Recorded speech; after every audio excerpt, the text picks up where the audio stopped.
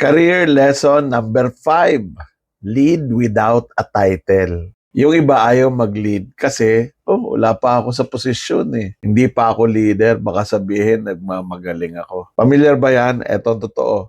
Leadership isn't about a title, it's about behavior, it's about action. Kung kaya mong mag-influence ng mga tao, to organize them, to do something together, tumulong para masolve ang problema ng team, mag-suggest ng improvement, or mag-mentor ng bagong empleyado, you're already leading. Sa totoo lang, ang pinaka napapansin sa promotion ay yung tinatawag nating leadership potential.